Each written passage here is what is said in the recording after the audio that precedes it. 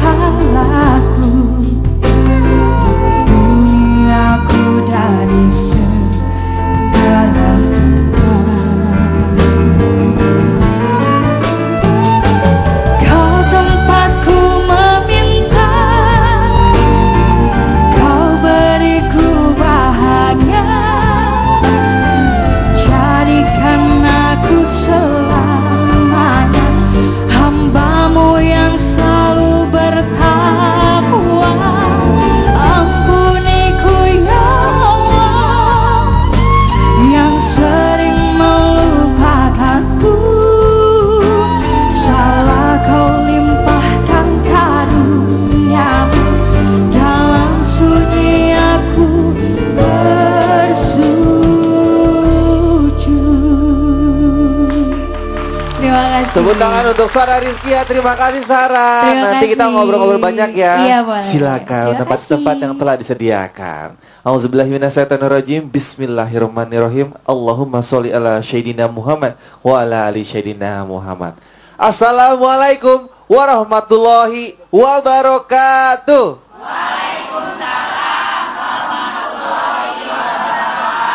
Suara yang paling keras, yang paling semangat, Bu. Jamaah. Oh, jamaah. Alhamdulillah pagi hari ini kita masih diberikan kesempatan untuk berkumpul bersama. Dan insya Allah seperti biasa kita akan mendengarkan tausiah-tausiah dari Ustadz Maulana, Ustadz Syam, dan juga ada salah satu bintang tamu kita, ada Ustadz Azhari. Di mana lagi kalau bukan di Islam Itu Indah. Boleh tepuk tangan ibu-ibu? Ibu-ibu, ada di sini yang masih suka bolong-bolong sholatnya, Bu? Nggak ada atau nggak mau ngaku? Beda tipis ya. Ibu-ibu mungkin ada yang di rumah suka susah nyuruh anaknya sholat. Ada? Giliran anak pada kenceng jawabannya ya. Nah, hari ini temanya mengenai tentang sholat. Temanya adalah rahasia mudah sholat. Boleh tepuk tangan ibu-ibu? Yuk langsung kita dengarkan tausiah yang pertama pada pagi hari ini dari Ustadz Maulana. Pak Ustadz. Iya. Assalamualaikum. Apa kabar? Baik, alhamdulillah. Alhamdulillah. Iya Pak Ustadz. Hari ini saya bahagia sekali Kenapa? karena bahas tentang sholat. Betul. Hal yang selalu terdengar di kuping, sepele terdengarnya, tapi kadang-kadang masih aja ada yang suka bolos sampai sekarang. Nah, Pak Ustadz, Allah Subhanahu wa Ta'ala telah memerintahkan umatnya untuk wajib melakukan sholat 5 waktu. Ya, tapi mengapa masih banyak orang yang meremehkan dan bahkan melalaikan yang namanya sholat 5 waktu? Dan apa saja penyebabnya? Ada 5 penyebab. Silakan Pak Ustadz. Bismillahirrahmanirrahim. Assalamualaikum warahmatullahi wabarakatuh.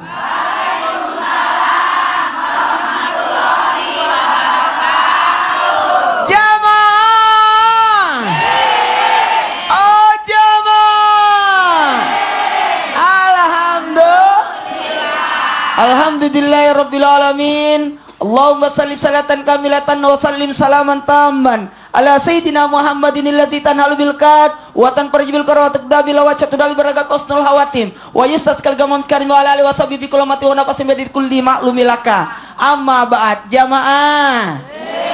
5 penyebab orang meremehkan dan melalaikan salat. Yang pertama imannya, ilmunya, badannya, waktunya dan kesibukannya. Yang pertama, kenapa bisa? Karena imannya kan naik, turun. Naik, turun. Naik, naik. Berpuncak, turun. Orang bukan itu. Pada saat iman naik, lakukan semua salatnya. Betul, betul, betul, betul. Kalau lagi turun, tetap lakukan salat. Bukan tinggalkan salat, tetap lakukan salat. Karena mohon maaf kepada semua yang hadir, jamaah. As-salatu imaduddin, salat itu tiangnya agama. Ada nggak bangunan tanpa tiang? Ada. Nggak ada. Semua ada Betul, betul, betul? Kemudian yang kedua, karena ilmunya yang kurang, seandainya orang tahu manfaat, keutamaan, kemuliaan orang yang melaksanakan salat luar biasa, sehingga orang malas untuk melalaikan salat. Aku harus salat duluan. Siapa yang butuh salat? Kita atau Allah? Kita yang butuh salat. Kalau ibu butuh makan nggak? Masaknya kapan, Bu? Pada saat mau makan atau sebelum makan? Sebelum. Kan banyak ibu-ibu mau nanti mau salat, baru mau salat. Kita harusnya menanti datangnya salat. Betul, betul, betul? Yang paling bahaya ketika yang ketiga ini, apa itu? Badan yang lemah. Makanya jangan salat sisa tenaga. Apalagi waktu yang disia-siakan. Ketika waktu sudah mepet, udahlah, nanti aja lagi. Ini yang paling bahaya. Makanya banyak orang yang menyepelekan salat, bahkan mencuri dalam salat. Allah bersami Allah, Allah. Kan begitu. Kayak kayak orang yang salat kayak apa? Ayam, patuk-patuk ayam. Kasih napas. Dan yang terakhir, mohon maaf, karena kesibukan yang melalaikan. Saking sibuknya dengan kegiatannya sampai lupa dengan sholat. Makanya kepada siapapun, kita harus merasa bukan salat hanya sebagai kewajiban, tapi jadikan sebagai suatu kebutuhan. Kalau bisa naik di atasnya lagi, sebagai satu kenikmatan. Nikmati salatnya. Kalau perlu salat 50 rakaat. Wah. Iyalah, 17 rakaatnya yang fardu, 12 rawatibnya, berapa, Bu? 29. Tambah salat malamnya 11, berarti 40. Kemudian antara maghrib isya apa, Bu? Awabin. Berapa rakaat, Bu? 6, berarti 46. Tambah duhanya minimal 4, berarti pas 50. Alhamdulillah. Mudah-mudahan lagi dengarkan ini tidak malas lagi salat, tapi mendahulukan salat. Amin. Itu kewajiban kita. Pak Ustadz tadi kalau ngomongin lagi sholat terus kebelet misalnya mau buang hajat. Buang hajat dulu. Buang hajat dulu. Buang hajat dulu. Nanti wudhu lagi, sholat lagi, mulai dari nol lagi. Iya. Harus Banyak daripada yang berpikiran, makruh orang yang sholat dalam keadaan menahan hajat. Oh. Kasihan yang di belakang. Oh iya benar. Tepuk tangan buat Ustadz Maulana. Terima kasih Pak Ustadz. Ibu-ibu, ada yang suka nonton sinetron? Yakin cuma sedikit. Ada yang suka nonton sinetron? Ada yang suka lupa sholat gara-gara nonton sinetron?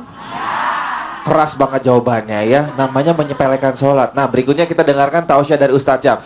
Ustadz, mau nanya nih, termasuk ke dalam golongan apakah mereka orang-orang yang meremehkan, menyepelekan, bahkan sampai melalaikan sholat 5 waktu? Silakan Pak Ustadz. Jamaah, Allah Subhanahu wa taala ingatkan kita di dalam Al-Qur'an, ini surah yang populer sekali dan sering sekali kita dengar ya Bu ya.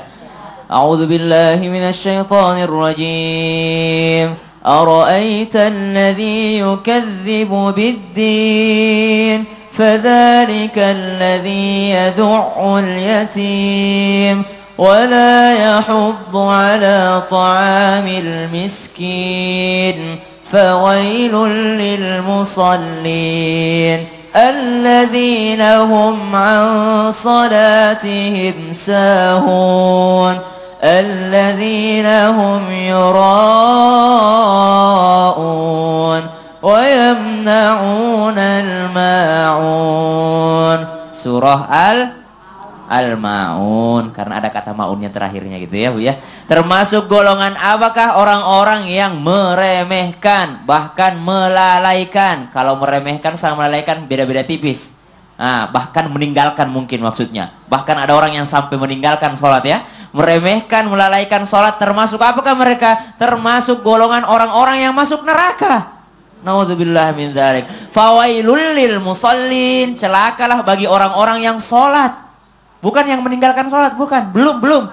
Fawailul lil musallin, celaka bagi orang-orang yang sholat. Neraka wail bagi orang-orang yang sholat. Masuk neraka sudah dia. Neraka wail bagi orang-orang yang sholat. Alladzina hum an sholatihim sahun, orang-orang yang lalai dalam sholatnya. Sholat subuh 6:30. Subuh apa duha itu ya. Sholat duhur 5:30. Sholat asar 5:30. Sholat maghrib 6:30. Sholat Isya jam berapa, Bu? Sampai jam berapa batasnya sholat Isya, Bu? Kalau ibu-ibu misalnya mau nunda sholat Isya, entarlah saya sholat Isya jam 2, nggak apa-apa. Nunda sambil ibu-ibu sholat tahajud, itu nggak apa-apa. Tapi ibu yakin ibu nggak ketiduran? Nah, ketiduran ya, Bu ya? Mending sholat dulu baru tidur. Masya Allah. Termasuk golongan apa? Yang pertama tadi termasuk golongan-golongan yang masuk ke dalam neraka wail. Naudzubillahi min dzalik. Siapa mereka? Alladzina hum an sholatim sahun, yang melalaikan sholat. Alladzina hum yuraun. Termasuk melalaikan sholat adalah orang-orang yang ketika sholat mau dilihat. Ketika rame, Allahu Akbar. Wow, kalau rame tuh. Kalau sendiri kayak yang dicontohkan Pak Ustadz tadi, Allah, Sami Allah. Nah itu orang-orang alladzina hum yuraun. Kemudian yang kedua, termasuk golongan apakah? Orang-orang yang meremehkan bahkan melalaikan sholat. Fabi ayyi ala'i rabbikuma tukadziban. Kata Allah dalam Al-Quran, maka nikmat Tuhanmu yang mana lagi engkau dustakan. Termasuk orang-orang yang tidak bersyukur. Satu hari berapa jam, Ibu? 24. Satu sholat itu berapa menit, Bu? 5 menit ya, Bu ya. 10 menit lah paling lama itu dah. 10 menit kali 5 sholat berapa, Bu?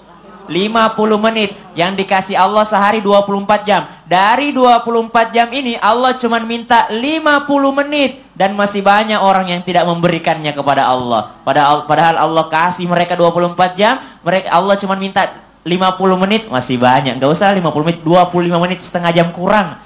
Gitu ya, masih ada orang-orang yang gak memberikan kepada Allah. Ini contohnya orang-orang yang tidak bersyukur. Golongan orang-orang yang tidak bersyukur. Dan yang paling bahaya yang terakhir, termasuk golongan apakah mereka? Innal munafiqina yukhadi'una Allah wa huwa khadi'uhum wa idza qamu ila sholati qamu kusala yura'una an-nas wa la yadhkuruna Allah illa qalila. Termasuk golongan yang munafik.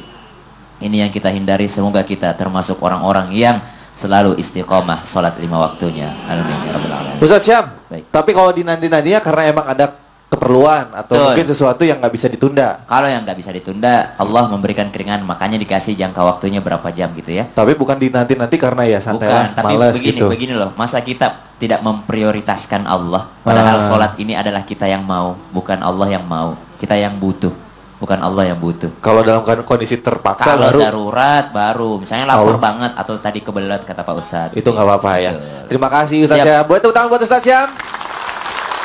Seperti biasa, Islam itu indah, kehadiran bintang tamu. Tadi sudah tampil dengan suara yang begitu merdunya ya. Sebelah kiri ada Sarah Rizky. Assalamualaikum. Waalaikumsalam. Suaranya bagus sekali Sarah. Terima kasih. Sekarang lagi sibuk apa aja? Sekarang nyanyi-nyanyi aja. Nyanyi-nyanyi Iya. aja, off air di mana-mana. Alhamdulillah Iya, lancar ya. alhamdulillah. Nih kalau ngomongin masa sholat, Sarah termasuk yang udah full 5 waktu minimal atau mungkin udah lengkap dengan sholat sunnah-sunnahnya atau masih suka bolong-bolong? Jujur. Jujur ya. Tapi kalau misalkan sedang sibuk memang kadang suka ada yang bolong. Tapi kalau lagi memang santai kadang mengerjakan sunnahnya juga insya Allah gitu. Sunnahnya juga, Masya Allah. Sam, cakep ya. Enggak, sholat sunnah juga berarti Amin, rajin, alhamdulillah. Ya kan? Tapi pernah bolong nggak sholat? Karena apa biasanya? Pernah, biasanya kalau pas mau nyanyi, kadang kan misalkan nyanyinya malam nih, terus kita sudah punya wuzu misalkan buat sholat isya gitu sebelum sebelum make up kan, nah wuzu dulu. Wudu dulu, baru terus make up. Sholat maghrib, terus sampai isya berusaha nahan kan. Tapi kalau misalkan udah apa ya? Batal wudunya? Batal wudu, ya ditunda dulu. Suka dia gitu. tartar, suka lupa jadinya. Iya. Tapi tetap Kadang sholat? Sholat, tapi di akhir. Terus kadang kalau misalkan acaranya memang apa ya lebih cepat, kadang sholat maghrib misalkan make upnya dari habis asar gitu kan, kadang maghribnya kelewat gitu. Iya, mudah-mudahan abis hari ini nggak kelewat lagi sholatnya ya. Iya, Amin. insya Allah, Terima amin. kasih Sarah, selamat datang di Islam itu Indah. Iya, Nanti kita ngobrol lagi makasih. ya. Iya. Tepuk tangan sekali lagi buat Sarah ya.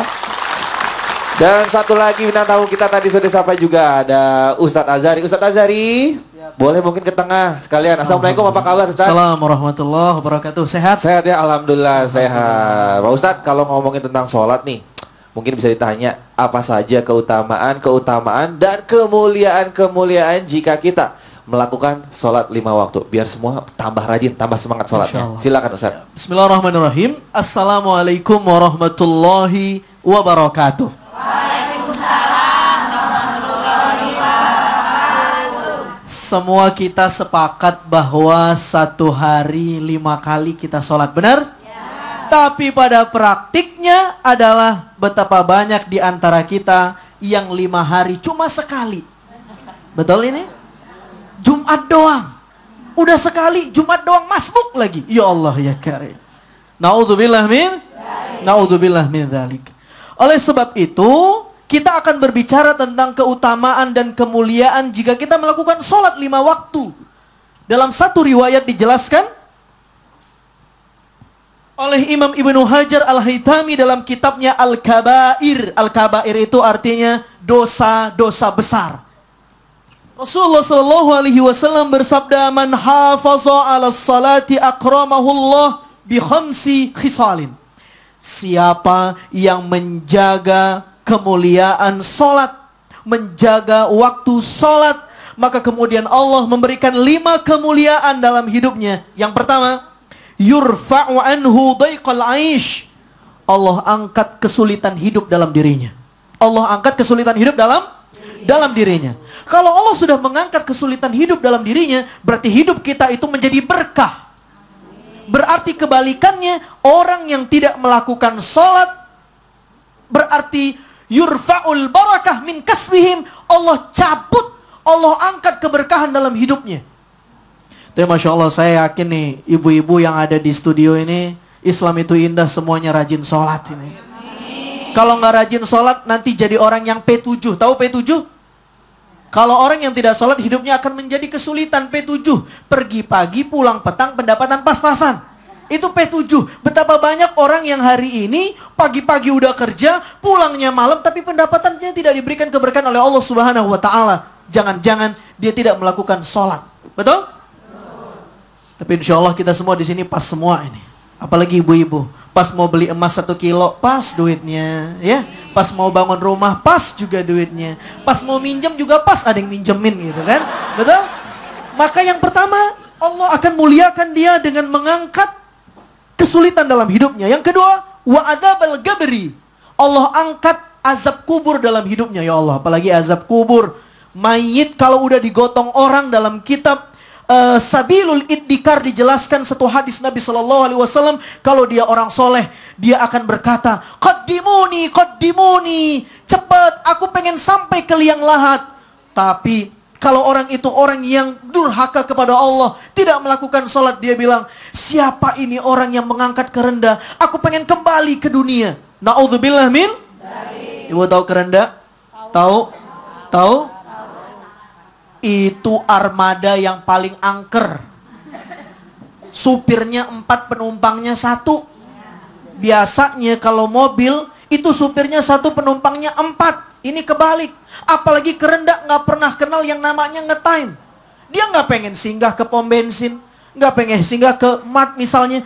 Satu tujuannya cuma liang lahat. Ini kendaraan yang paling angker. Yang kedua, kata Allah Subhanahu wa Ta'ala, wa yu'tihillahu kitabahu biyaminih. Allah berikan kitab catatan amal dari tangan kanannya. Berarti dia orang yang selamat.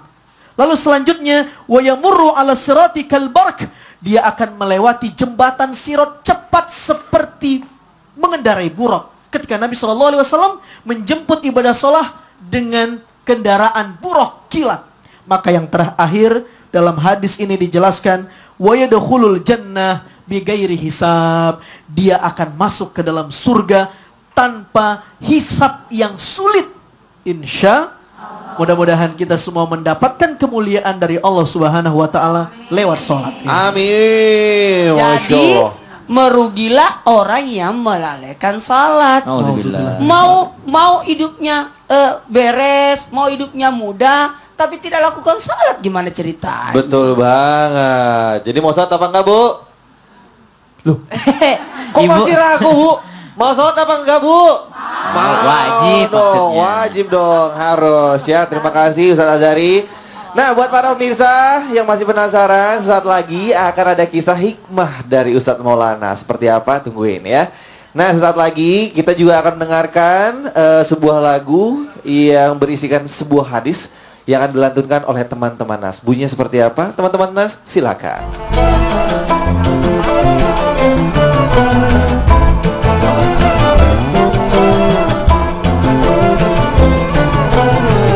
Siapa menjaga sholat 5 waktu, baginya cahaya, baginya bukti keselamatan hari kiamat. Siapa yang tak menjaga akan dikumpulkan dengan korun Fir'aun, Namrud dan Ubay bin Khalaf. Na'udzubillah. Sholat 5 waktu, cahaya untukmu. Sholat. أعوذ بالله من الشيطان الرجيم بسم الله الرحمن الرحيم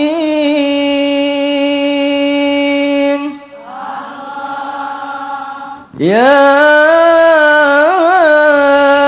أيها الذين آمنوا استعينوا بالصبر والصلاة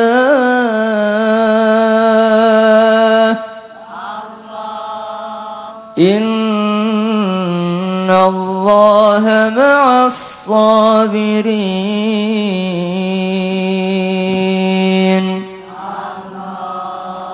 ولا تقولوا لمن يقتل في سبيل الله أموات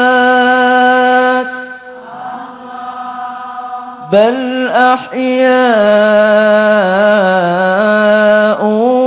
ولكن لا تشعرون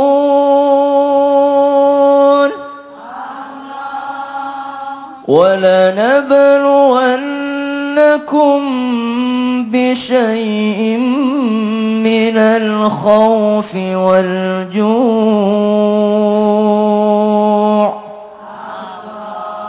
والجوع ونقص من الأموال والأنفس والثمرات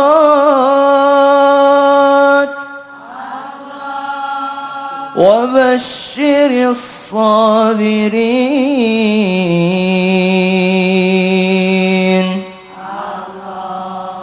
Al-Quran Surah Al-Baqarah ayat 153 sampai dengan 155. Ya ayyuhalladzina amanu ista'inu bis-sabri was-shalah innallaha ma'as sabirin. Wahai orang-orang yang beriman, mintalah kepada Allah. Ada yang nanya gimana cara mintanya ya? Ada orang kok diterima doanya, ada juga yang nggak diterima. Ternyata ada caranya. Ista'inu bis-sabri was-shalah. Minta dengan dua cara ini, sabar dan juga sabar dan juga salat. Innallaha ma'as sabirin. Karena sesungguhnya Allah bersama dengan orang-orang yang sabar. Kok sabar doang, bukan bersama orang-orang yang salat, gitu ya. Ternyata di surah yang lain, di surah Al-Baqarah di juz 1 disebutkan wasta'inu bis-sabri was-shalah wa innaha lakabiratun illa 'alal khashiyin. Ini di ayat yang lain bahwasanya sabar dan salat ini adalah satu kesatuan, nggak bisa dipisahkan. Ibu, melalaikan salat itu termasuk kalau dia salat terburu-buru. Ya, makanya ada sabar di dalam sholat. Apa itu? Tumakninah. Nggak bisa terburu-buru. Sami Allahu Akbar. Nah, ada yang begitu terburu-buru. Termasuk sabar itu adalah sabar dalam sholat. Yaitu tumakninah. Innallaha ma'as sabirin. Sesungguhnya Allah bersama dengan orang sabar. Apa sih keutamaannya sholat kalau dalam ayat ini? Wala taqulu liman yuqtalu fi sabilillahi amwat bal ahya'u walakin la tash'urun. Ternyata orang-orang yang sabar dan sholat, orang yang sabar dalam sholatnya, orang yang sholat yang menimbulkan kesabaran dalam dirinya. Orang kalau lagi marah, Bu, pergi sholat. Ada kan anjuran Rasulullah? Kalau nggak marah dalam keadaan berdiri, duduk. Kalau marah dalam keadaan duduk, nyender, berbaring gitu ya. Berwudu. Kalau masih marah, sholat. Kenapa kita disuruh sholat? Karena bisa meredamkan, bisa membuat orang menjadi sabar. Jangan dalam keadaan marah pergi sholat, sholatnya terburu-buru, tambah marah itu sudah. Karena setan tambah masuk ke dalam dirinya. Wala taqulu liman yuqtalu fi sabilillahi amwat bal ahya'u walakin la tash'urun. Disambung lagi, wala nabluwannakum bisyai'im minal khaufi wal ju'i wa naqsim minal amwali wal anfusi wath thamarat. Orang-orang akan diuji dengan kesedihan, kelaparan, kekurangan harta, wal anfusi wath thamarat, kekurangan jiwa, kematian ya, kekurangan jiwa, kematian. Kemudian wath thamarat, kekurangan buah-buahan. Apa itu buah-buahan? Kekurangan buah hati. Ada orang yang enggak ada anaknya. Gitu ya. Wa basyiris sabirin. Maka selamat bagi orang-orang yang sabar, kata Allah. Keselamatan kenapa? Karena mereka cukup dengan bersabar, pahala ngalir. Ujian datang, mereka bersabar, pahala ngalir. Dengan cara apa? Dengan cara sabar dan juga sholat. Khusyuk itu adalah gabungan antara sabar dan sholat. Sholat dan sabar. Ada orang, kok saya susah banget sih sabarnya. Latihan dengan sholat. Gimana nggak bisa sabar kalau mereka tidak pernah melatih kesabarannya dengan sholat. Jadi mari kita sholat 5 waktu sehingga kita bisa menjadi orang-orang yang bersabar. Shadaqallahul adzim. Boleh tepuk tangan buat Ustaz Syam. Terima kasih. Baiklah, ibu-ibu. Lanjut ya. Coba kamu lanjut semangatnya yang lebih semangat lagi ya. Jamaah. Oh, jamaah. Alhamdulillah. Nah, berikutnya kita akan mendengarkan kisah hikmah yang akan disampaikan oleh Ustadz Maulana. Pak Ustadz, tentang apa sih kisah hikmahnya? Saya akan menceritakan kisah yang membuat ibu-ibu terbuka matanya. Dari tadi kan juga melek. Artinya saking memperhatikannya kisah ini. Oke, ada hubungan dengan sholat? Yang jelas ada. Silakan Pak Ustadz.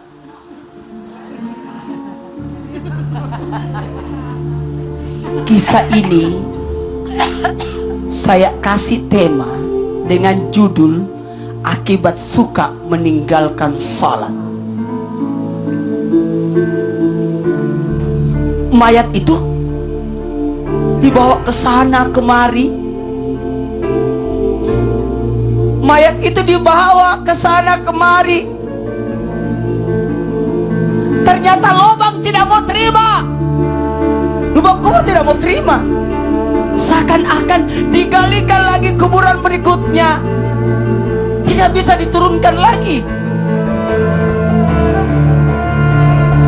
Mayat wanita ini sosok wanita yang seharusnya sudah masuk ke dalam liang lahatnya, tapi ternyata tidak bisa. Apa gerangan? Ternyata di setiap akan dimasukkan ke liang lahatnya, ke lubangnya itu, di lubang kubur ternyata ada ular yang menanti mayat perempuan itu. Dicarikan lagi lubang berikutnya. Ayo cari lagi lubang berikutnya. Ternyata di lubang itu masih ada ular. Seakan-akan ular itu berdatang di tempat di mana mayat itu akan diturunkan. Sampai mereka pun sepakat, kita jangan kuburkan di kuburan Ma'lah yang ada di Mekah, tapi dicarikan kuburan bukan di Ma'lah, kuburan yang sangat masyhur, yang sangat terkenal, di mana kuburan tersebut ada istri Rasulullah, Siti Khadijah. Maka dicarilah kuburan di Saraya. Saraya ini kuburan, disitulah yang akan dikuburkan sang wanita ini. Dan ternyata ketahuilah, ular itu pun masih ada. Usia wanita ini masih muda, umur 40 tahun. Apa boleh buat? Ketika sudah ada lubang, terus diturunkanlah wanita itu. Dan tiba-tiba ular itu pun meloncat, kemudian ditutup. Dan ketahuilah, suara tulang yang patah, yang remuk kedengaran. Apa gerangan dosa? Apa gerangan dosa wanita ini? Ternyata dosa wanita ini adalah meremehkan salat. Bukan itu saja. Di satu sisi, sosok orang soleh menangis datang menangis di hadapan ibunya. Wahai anakku, bukankah engkau adalah orang soleh yang senantiasa menasihati orang untuk bersabar atas kematian? Kenapa kamu yang menangis? Sampai-sampai orang berdatangan semua. Datang orang-orang, kenapa engkau menangis? Menjerit, merintih, bukankah merintih dalam kematian tidak bisa? Ketahuilah, adik perempuanku, kenapa adik perempuan? Ketika aku lihat di kuburannya, aku dengar ada suara siksaan di dalamnya. Aku gali kuburannya karena sayangku kepada saudara perempuanku, dan aku melihat saudara perempuanku terbakar. Aku tutup dan aku berlari ke rumah ibuku. Wahai ibuku, apa gerangan dosa saudara perempuanku ini? Sama wanita tadi, semua amal ibadah dilakukan, cuma satu, kadangkala dia menunda salat. Masihkah kita akan menunda salat?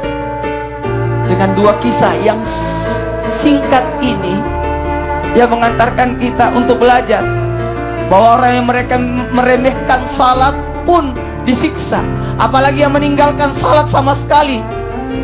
Fawailul lil musallin, kecelakaan, neraka wail bagi orang yang meremehkan salat, apalagi neraka sagar buat orang yang tidak salat.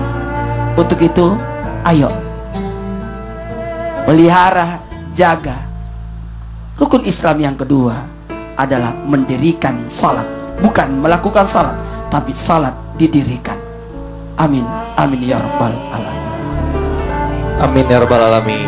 Terima kasih Pak Ustadz atas kisah hikmahnya yang sangat menyentuh. Jadi pelajaran untuk kita semua, biar besok-besok lebih termotivasi lagi, lebih semangat lagi untuk sholat 5 waktu, sholat sunnah, sholat apapun. Amin. Ya. Terima kasih Ustadz Maulana. Ya, baiklah jamaah yang ada di studio dan juga di rumah dimanapun Anda berada. Sekarang kami akan memberikan kesempatan bagi salah satu jamaah yang sudah mengirimkan email kepada kami meminta solusi.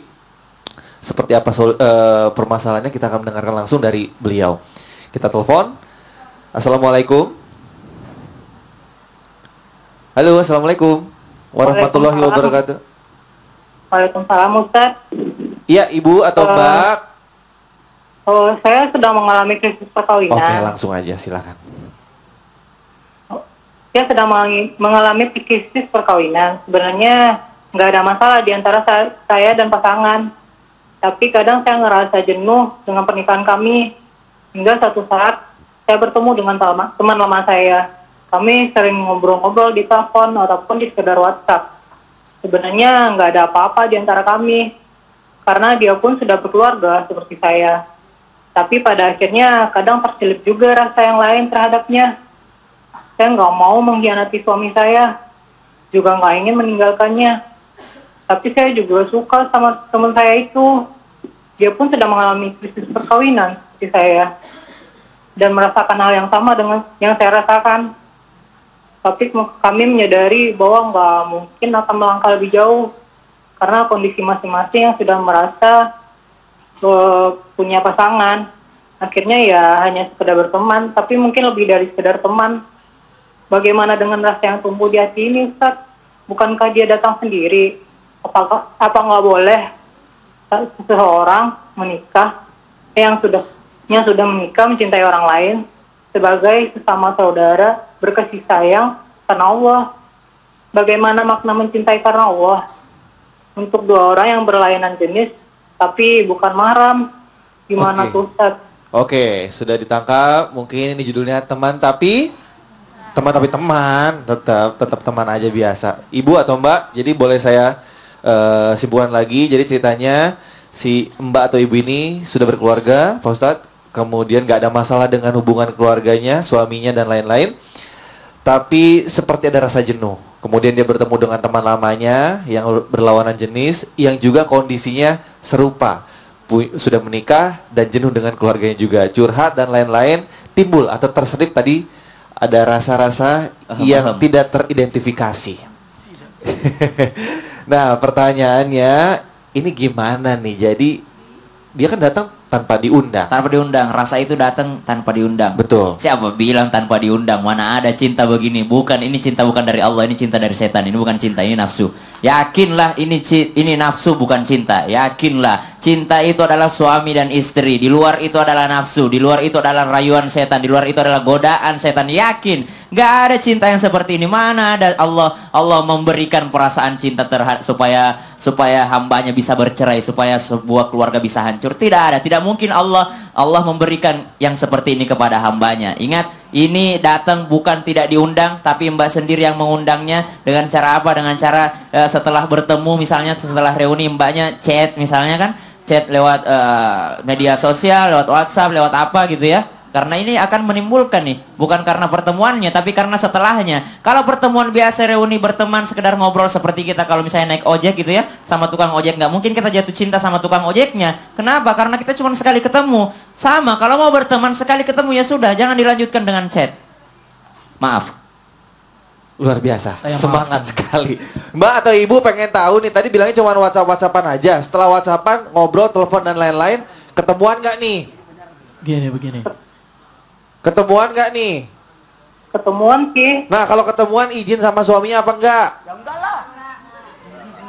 Enggak. Itulah yang namanya cinta yang dilarang. Silakan mungkin ditambahkan. Ini Ustaz. dosis masalahnya terlalu tinggi. Saya pengen kasih begini deh. Kata Nabi begini. Mbak bertanya mungkin sama kita yang ada di sini, Ustadz, gimana kira-kira yang saya lakukan ini berdosa nggak? Boleh nggak cinta yang seperti ini? Nah, Mbak bertanya seperti itu. Ada satu hadis Nabi begini. Al-ithmu ma haka fi sadrika wa karihta ayyattali'a alaihin nas. Apa itu dosa? Dosa itu adalah sesuatu yang membuat hatimu gelisah, oke? Dan kamu tidak ingin apa yang kamu lakukan itu diketahui oleh orang lain. Mbak gelisah lalu bertanya dengan kita. Ini satu indikasi bahwa yang dilakukan ini tidak sesuai dengan apa yang dituntun Allah. Itu yang pertama. Yang kedua, wa karihta ayyattali'a alaihin nas. Mbak nggak pengen tahu masalah ini diketahui oleh suami Mbak. Mau nggak kira-kira? Pasti nggak mau. Kalau begitu, dua indikasi ini menjadi jawaban bahwa yang dilakukan selama ini bukan pertemanan karena Allah. Kalau kita cinta dengan lawan jenis, itu yang bukan mahram, pada prinsipnya boleh selagi tidak ada unsur-unsur keharaman. Contoh, ibu lawan jenis nggak sama Nabi Muhammad? Lawan jenis, cinta nggak sama Nabi? Tapi cintanya karena Allah. Tapi kalau kemudian temanannya sudah melanggar rel-rel syariat ini yang diharamkan oleh agama, saya kira itu. Nah, gimana? Coba Mbak atau Ibu, ada yang perlu disanggah lagi? Iya, tapi rasanya saya belum bisa meninggalkannya, Ustadz. Kami hanya merasakan hubungan di antara kami adalah hubungan saudara. Dia anggap saya adik, dan saya pun menganggap dia kakak saja. Kalau kayak gitu gimana ya? Apakah boleh, Ustadz? Kakak ketemu gede nih. Orang yang mendapatkan hidayah adalah orang yang meraih sesuatu supaya dia dapat keselamatan. Dengan jalan ini, Mbak dapat hidayah, mudah-mudahan tidak diteruskan. Karena kalau mau curhat, jangan curhat sama lawan jenis. Karena nanti ada udang di balik batu. Di situ ada setan yang menggoda kita. Yuwas wisu, membisikkan. Apalagi sama-sama kasusnya. Ini bahaya. Makanya mohon maaf kepada siapapun.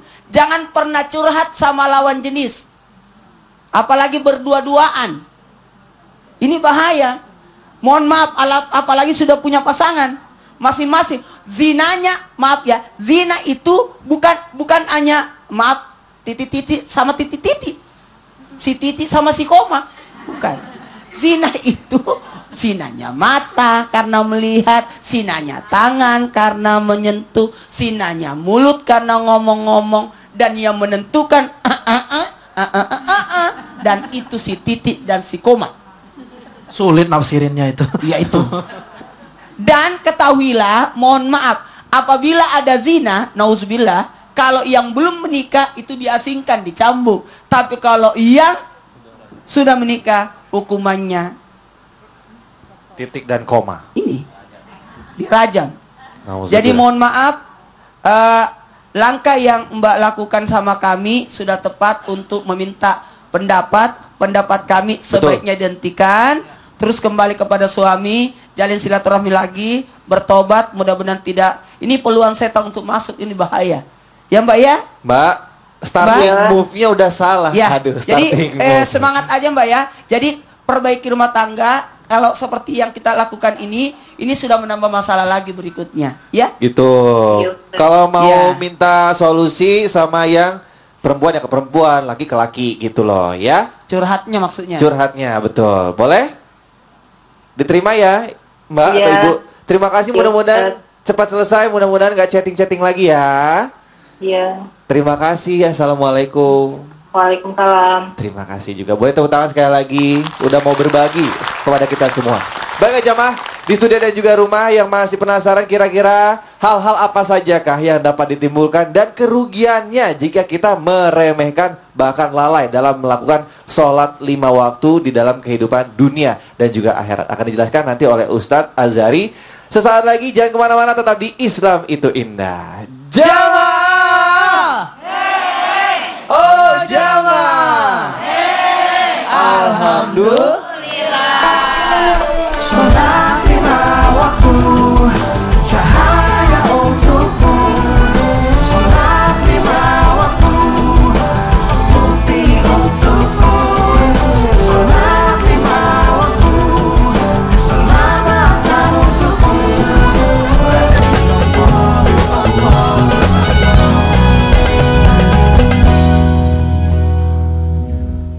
Jamaah. Oh jamaah. Alhamdulillah. Nah, bagi jamaah yang baru bergabung, sekali lagi temanya hari ini adalah rahasia mudah sholat. Terdengarnya sih gampang, tapi prakteknya, pelaksananya kadang-kadang suka beda, ya kan? Nah, berikutnya kita dengarkan tausiah dari Ustadz Azhari. Silakan Pak Ustadz. Dalam kitab ini dijelaskan orang-orang yang meninggalkan sholat itu akan diberikan azab. Azabnya ada di dunia, azab saat dikubur, azab saat dibangkitkan menghadap Allah Subhanahu wa taala. Nauzubillah min. Saya akan bacakan yang pertama dalam satu riwayat, wa man tahawana 'anis salati 'aqabahu Allah bi 15 'uqubatan. Khamsun fid dunya wa talatun 'inda al-maut wa talatu fi qabri wa talatun 'inda khurujihi mimmanil qabri. Fa'ammal lawati fid dunya, azab orang yang meninggalkan sholat, maka azab dunianya adalah pertama, tunza'ul barakah min umrihi, Allah cabut keberkahan dalam umurnya. Kita ini manusia ada umurnya panjang, amalnya pendek. Yang kedua umur pendek, amal panjang. Yang ketiga umurnya pendek, amalnya juga pendek. Naudzubillah min dzalik. Yang kita inginkan umurnya panjang, amalnya insya Allah. Maka yang kedua, tumhasimas salihina min wajhi, Allah cabut aura kesolehan dalam wajahnya. Ibu-ibu nggak perlu pakai makeup mahal. Kalau sering sholat wudhu, insya Allah wajahnya bercahaya. Maka orang yang tidak sholat, Allah cabut aura kesolehan dalam wajahnya. Maka orang yang sholat, simahum fi wujuhihim min atharis sujud, kelihatan ada aura sujud dalam wajahnya. Ini ada yang salah mengartikan secara tekstual. Berarti katanya orang yang suka sujud itu ada 2 tanda di dahinya yang hitam itu. Ini tidak mesti begitu, bisa aja kejedot tembok begitu kan. Yang dimaksud bukan 2 tanda hitam, tapi aura kesolehan wudunya. Faham ini? Baik, saya lanjutkan. Maka dalam riwayat ini dijelaskan juga, wa thalithah kullu amalin ya'maluhu la yu'ajiruhu Allahu alaih. Setiap amalnya itu tidak diberi pahala. Buat apa beramal? Warabi'ah la yarfa'u lahu du'aan ila sama. Doanya tidak diangkat ke langit. A'udzubillah min dzalik. Wal khamisah laisa lahu hazzun fi du'a'is salihin. Ya Allahumma fir lil muslimina wal muslimat. Amin gitu kan? Wal mu'minina wal mu'minat. Amin gitu kan? Kita berdoa tapi doanya umum. Walaupun orang itu tidak berdoa, kalau dia orang Islam dia kena. Dengan catatan dia sholat. dia kena debu-debu doa itu. Tapi kalau dia tidak sholat, maka doa yang umum itu tidak akan dia dapatkan. Na'udzubillah min dzalik. Itu azab ketika di dunia. Maka ketika dia mati, orang yang meninggalkan sholat, fa innahu yamutu dzalilan. Dia ini meninggal dalam keadaan hina. Wan nazi'ati gharqa. Yang datang bukan malaikat an-nasyitat, tapi malaikat yang mencabut nyawa orang-orang yang kafir, pendurhaka Tuhan dengan cabutan yang keras. Yu'rafuna bisimahum fayukhadhu bin nawasi wal aqdam. Itu ruhnya dicabut dari dahi sampai kaki, dipaksa oleh malaikat an-nazi'at. Na'udzubillah min dzalik. Maka yang kedua, yamutu ja'ian. Dia mati dalam keadaan lapar. Wathalitha, yamutu atasyanan walau sukiya biharat dunia. Dia mati dalam keadaan haus, walau kamu kasih seluruh air yang ada di lautan dunia, maka dia tetap haus. Ini luar biasa azab kalau orang meninggalkan salat. Maka kemudian hadirin yang dimuliakan Allah Subhanahu wa taala, ketika dia di dalam kubur, salah satu azabnya kata Allah Subhanahu wa taala, dia akan diberikan ular. Ada ular yang menyiksa di kuburannya. Ular itu namanya Asy-Syuja'ul Aqra. Asy-Syuja'ul Aqra. Kukunya panjang sepanjang 1 hari perjalanan.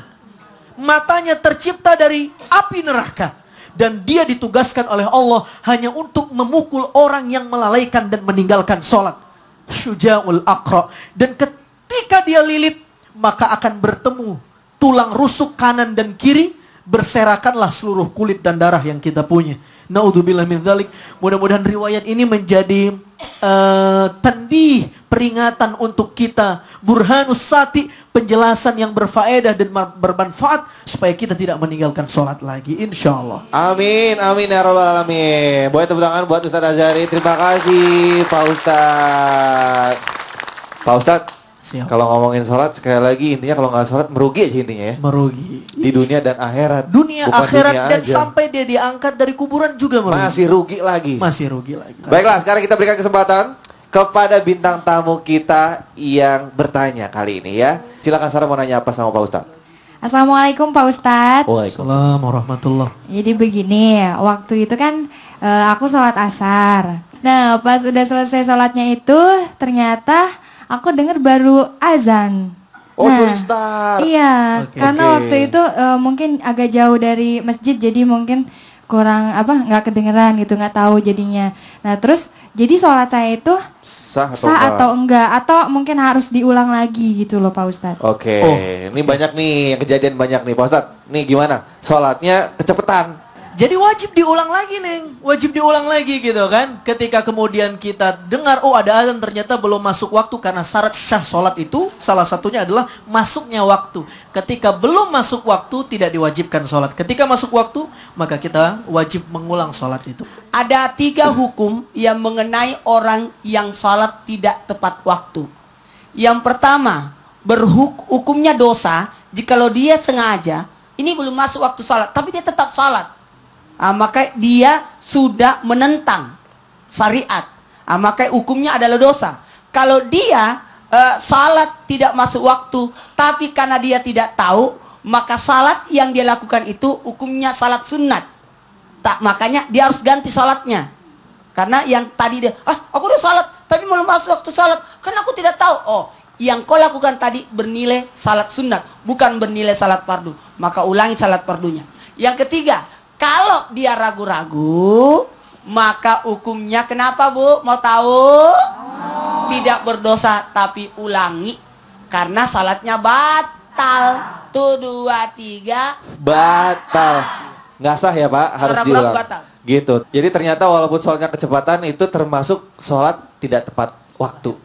Enggak. Gitu Sarah. Berikutnya kita berikan kesempatan kepada jamaah yang mau bertanya yang ada di studio. Kira-kira siapa yang mau bertanya sama Pak Ustadz? Yuk langsung angkat tangannya sekarang juga. Yuk siapa mau? Boleh deh saya pilih ibu. Ibu namanya siapa? Dari mana? Pertanyaannya apa? Silakan Bu. Assalamualaikum warahmatullahi wabarakatuh. Nama saya Hajah Komariah dari Masjid Ta'lim Al Barokah Garut. Tepuk tangan dong buat saudara-saudara kita di Garut. Ustadz, saya mau bertanya. Saya punya tetangga, suaminya sulit diajak berjamaah subuh, sedangkan suami itu harus tanggung jawab dunia akhirat selaku pemimpin rumah tangga. Gimana solusinya? Solusinya gimana Pak Ustadz? Ada temennya punya suami susah diajak sholat berjamaah di masjid. Insya Allah. Pertama, doa. La yaruddul qada'a illa du'a. Tidak ada yang bisa merubah ketentuan Allah kecuali doa. Jadi jangan disumpahin suaminya. Didoain. Jadi kalau susah, doa. Mudah-mudahan sholat subuhnya berjamaah, gitu kan? Mudah-mudahan di PHK, jangan. Ntar beneran di PHK, baru aja gawat. Yang kedua, setelah doa, ar-rijalu qawwamuna 'alan nisa. Laki-laki itu pemimpin terhadap perempuan, harusnya mengayomi gitu kan. Nah ketika dia tidak mau menasehati keluarganya, malah kemudian dia yang mendidik tidak bagus, saya kira perlu mengundang pihak ketiga, cari orang siapa yang disegani oleh suami kita. Pamannya kah, orang tuanya kah, guru agamanya kah, tolong sampaikan ke suami kita. Jadi cari orang yang dia segani. Pak Ustadz, mungkin ada yang mau tambahkan Pak Ustadz? Jadi kalau berbicara tentang orang yang tidak mau salat, gampang sebenarnya. Ketika istri mau minta kepada suami supaya suaminya itu mau salat, gampang. Ketika suami minta kepada istri, kasih syarat. Syaratnya apa? Salat dulu. Atau boleh istri berkata, aku mau salat, tapi aku mau engkau jadi imamku. Itu. Atau akan diberikan ampunan oleh Allah sosok wanita yang membangunkan suaminya ataupun sebaliknya untuk melakukan salat, Bu. Lagian gini, sekarang kan zamannya modern. Ini masalah ini banyak banget yang kena nih masalah ini. Susah ngajakin anak sholat, susah ngajakin istri sholat, apalagi anak mau ngajakin orang tua sholat susah banget ya. Apalagi ibu udah sadar bahwa suami itu adalah pemimpin.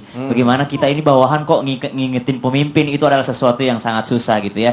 Karena sekarang sudah zamannya modern, ibu nanti buka YouTube, terus cari siaran yang ini, putarkan sama orang itu siksa kubur bagi yang tidak sholat.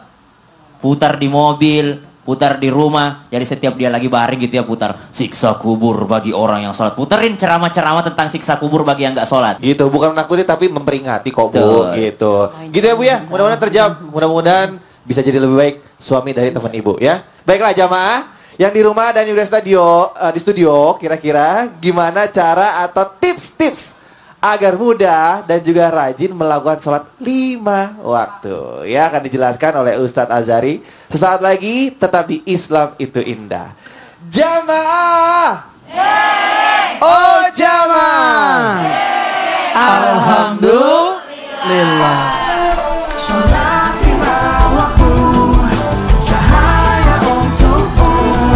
Sholat 5 waktu, bukti untukmu. Sholat 5 waktu, keselamatan untukmu.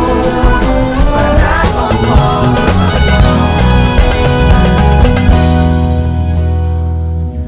Betapa banyak orang yang ingin sholat, minta salat, minta diajarin, mau meraih hidayah.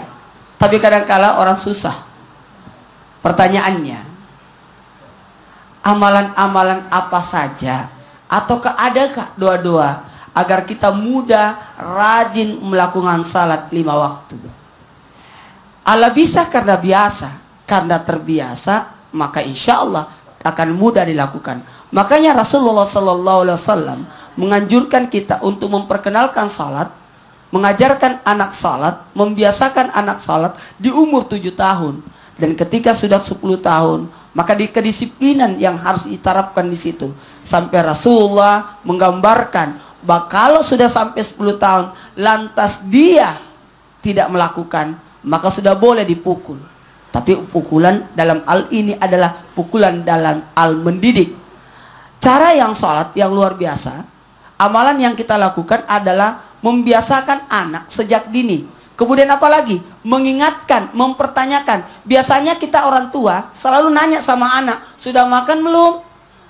Sudah tidur belum? Pertanyaannya, kenapa pertanyaan itu tidak dirubah dengan menggunakan kata salat? Sudah salat. Sudah salat. Itu amalan-amalan yang akan kita lakukan adalah mempertanyakan tentang amalan. Selain pembiasaan, mempertanyakan, sudah salat enggak? Nak, udah salat. Telepon anak kita yang lagi di kosan.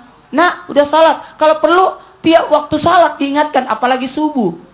Ibu, Ibu, termasuk yang di rumah. Amalan apa lagi selain mendoakan? Ada di dalam surah Ibrahim ayat 40. A'udzu billahi minasy syaithanir rajim. Buka tangannya semua berdoa.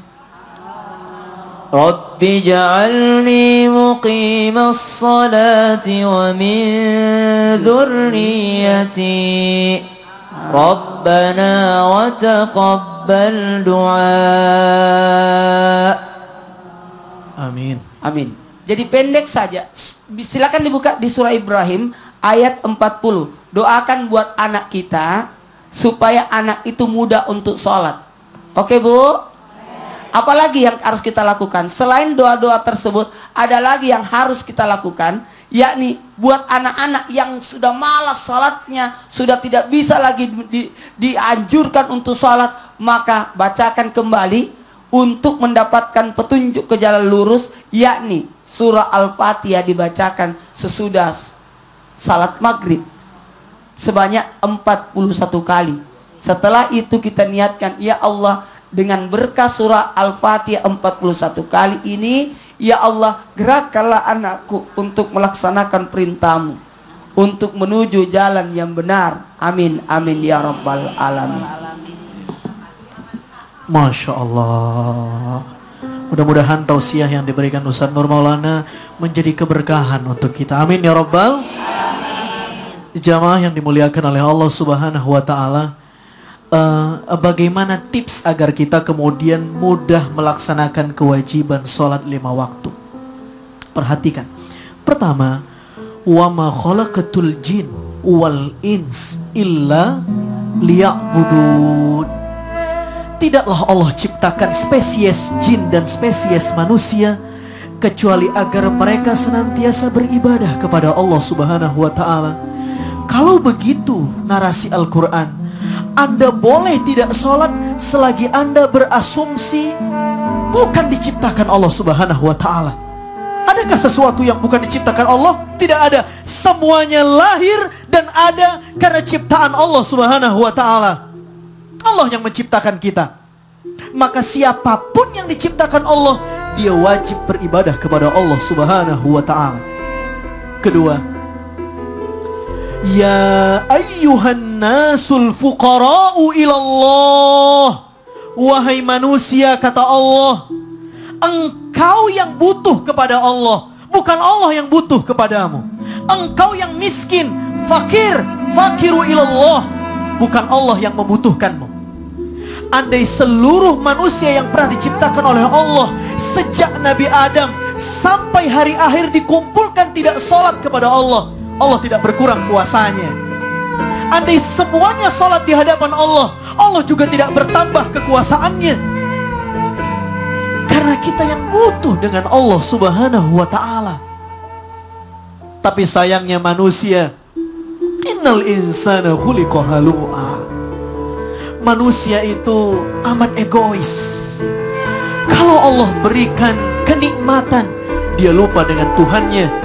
Tapi kalau Allah berikan keburukan, dia bersujud bersimpuh di hadapan Tuhannya. Siapa yang sebenarnya Tuhan begitu? Jangan-jangan kita yang merasa diri kita Tuhan. Karena kita yang mengatur Tuhan. Mau kita, maka kita sholat. Kalau kita tidak mau, kita meninggalkan sholat. Ini sangat egois dengan Tuhan. Maka yang ketiga, mudah-mudahan ini menjadi renungan buat kita semua. Allah Subhanahu wa Ta'ala berfirman, a'udzubillahi minasyaitonir rajim, wa minan nasi may yattakhidhu min dunillahi andada yuhibbunahum kahubbillah. Betapa banyak di antara ciptaan Allah, di antara manusia-manusia ini, mereka lebih cinta kepada sesuatu ketimbang cintanya kepada Allah Subhanahu wa ta'ala. Hati ini cuma ada satu, hadirin. Kalau begitu, hanya ada satu kamar yang harusnya kita taruh dalam hati kita. Dia bukan suami kita, dia bukan istri kita, dia bukan mobil armada kendaraan kita, dia bukan harta aset pribadi kita, tapi dia adalah Allah Subhanahu wa ta'ala. Dia adalah Allah Subhanahu wa ta'ala. Tapi panggilan mana yang lebih kita terdahulukan? Menjemput panggilan Allah atau menjemput panggilan makhluk-makhluk yang lain? Bagaimana adab dan etika kita ketika bertemu bersimpuh di hadapan Allah? Apakah kita lebih rapi memakai baju ketika berhadapan dengan Allah, atau berhadapan dengan seorang pejabat, atau berhadapan dengan teman dan sahabat karib kita, atau berhadapan dengan partner kerja bisnis kita? Mana yang lebih suci dan mana yang lebih bagus baju itu? Bisa dilihat siapa yang lebih engkau cintai, Allah atau orang lain. Saudaraku yang dimuliakan oleh Allah Subhanahu wa ta'ala, kata kuncinya adalah kita tercipta, kita butuh, dan kita adalah hamba yang harus bersimpuh diri di hadapan Allah Subhanahu wa ta'ala. Tetapi kata Imamul Ghazali, manusia hanya sholat 5 menit. Kalau 5 itu dikalikan 5, nilainya tidak lebih dari 25 menit. Dibagi dengan umurnya yang rata-rata 60 tahun. Kalau begitu, waktunya hanya untuk Allah selama sholat 5 waktu, 25 menit selama 60 tahun. Dia hanya menyisihkan 1 tahun 25 menit untuk Allah. Kalau begitu kebalikannya, berapa waktu yang kita berikan untuk tidur, berapa waktu yang kita berikan untuk makan, berapa waktu yang kita berikan untuk keluarga kita. Mudah-mudahan ini menjadi khazanah dan muhasabah untuk saya, kita semua, insya Allah. Terima kasih Ustadz Hazari. Boleh tepuk tangan buat Ustadz Hazari. Masya Allah. Ibu-ibu, kalau pepatah singkat yang sering didengar, sholatlah sebelum disolatkan. Baiklah jamaah, sudah banyak tausiah-tausiah yang sudah kita dengarkan. Terima kasih tausiahnya Ustadz Maulana, Ustadz Syam, dan juga Ustadz Azhari. Mudah-mudahan menjadi pembelajaran yang bermanfaat untuk kita semua. Amin. Amin ya rabbal alamin. Terima kasih buat bintang tamu kita. Boleh bergabung ke tengah mungkin Sarah Rizkia, sukses untuk karirnya. Terima kasih sudah datang ke Islam Itu Indah. Jangan kapok ya. Salam untuk keluarga. Terima kasih buat teman-teman Nas. Terima kasih juga buat jamaah yang ada di studio. Boleh tepuk tangan, hari ini semangatnya luar biasa. Terima kasih buat jamaah yang ada di rumah. Mohon maaf kalau kita ada salah-salah kata dan juga perbuatan. Akhir kata, saya Rizky Kinos pamit undur diri. Assalamualaikum warahmatullahi wabarakatuh.